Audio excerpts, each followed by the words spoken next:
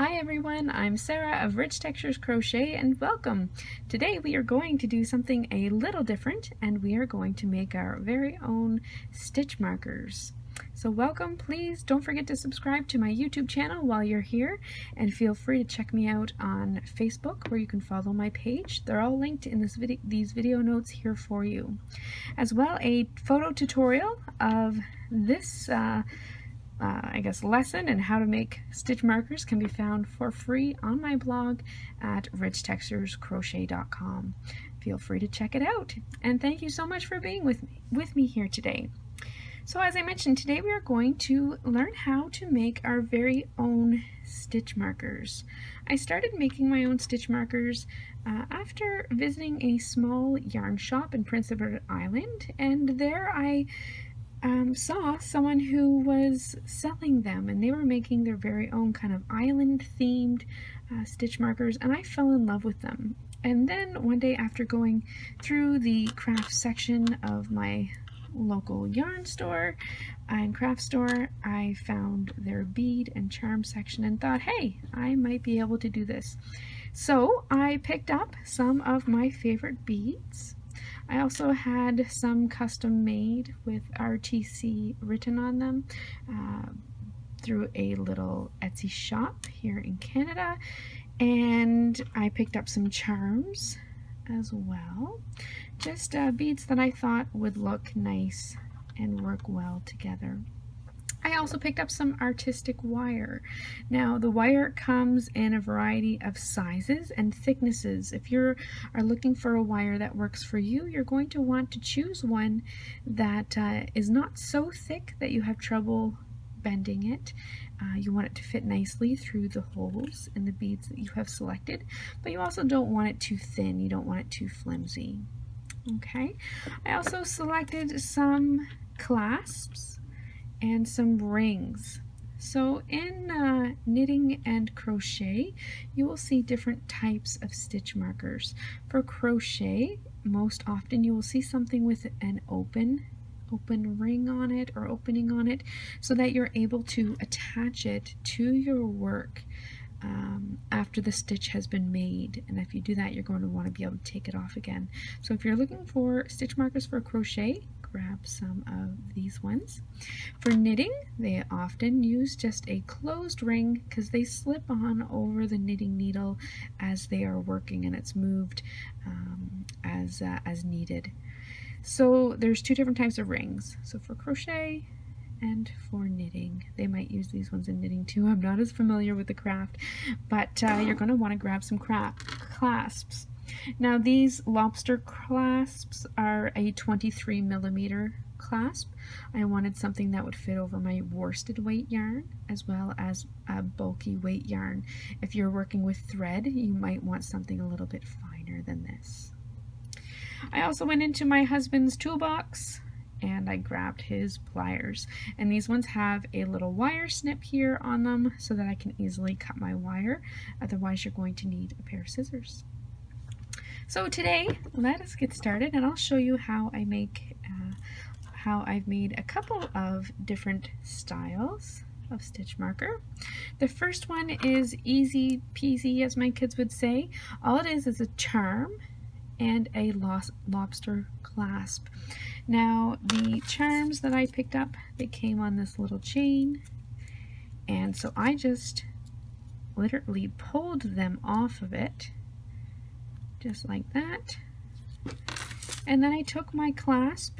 I'm going to make a laugh one today, I think, and I made sure, I'm not sure if you can see it very well here, this has a little bit of an opening, and so I just kind of opened it up there a little bit more, inserted my lobster clasp in there, and then you want to make sure that it has a fairly tight closing up there where you opened it up. So I took my pliers and just squeezed it back together. You also want to make sure that there are no stray pieces of wire sticking out because you don't want it to snag on the yarn. So make sure that it is pretty tight there. And there you go. So that was the first style that I made. So easy, so quick, and I think it adds a lot of personality, and some of them are quite pretty, you know, to your craft as you're working. So that was the first one. The second one is a little bit more complicated. I took my artistic wire and I cut it into 3-inch lengths. Now that makes it long enough for me to work with, but not so long that I had a lot of extra wire sticking out everywhere and having to cut off. And then I chose my beads. So you're going to have a different selection of beads, and I usually like to have a little bead, and I chose silver because it goes with my clasps, a little silver bead at the bottom, and that kind of holds everything on. So the first thing you do is you take your first bead and you just put it on your wire like that, and then you're going to fold it up a little bit. And then here comes the tricky part, because it is such a small bead. You want to wrap the wire around so that it's nice and tight. If you have to, go ahead and take your pliers, use them to hold the end of the wire, and then you could turn the thicker bead much easier. Again, you want that wire to be fairly tight along it, because you don't want any pieces of wire sticking out that could snag on your yarn. There's my first bead, and then I just added beads as I saw fit. So I'm going to make another one of these because I'm working on a set. The first one on, my second one on, and then another one. Kind of like them all to balance out, and then I'm going to end it with another silver one. Once you have all of your beads that you were hoping for on your hook, I'm going to see if I can pull this down a little bit closer. There we go.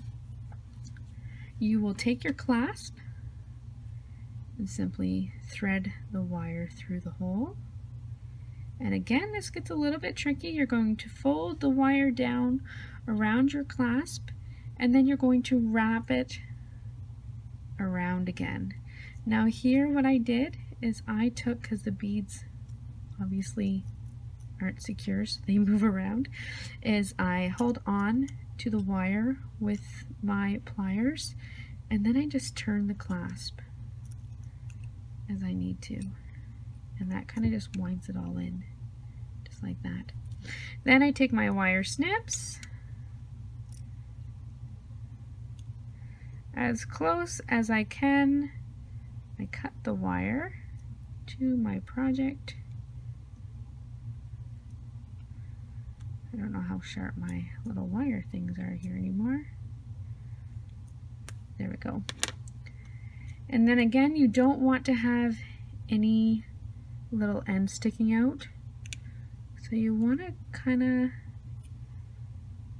tuck that in. Make sure you put it really tight against the wire. You don't want to have any snags. There we go, just like that. And then I have my next stitch marker.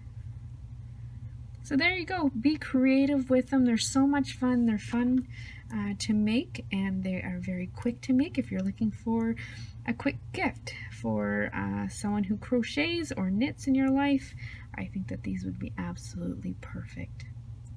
So thank you so much again for joining me here today for this quick tutorial on how to make your very own stitch markers.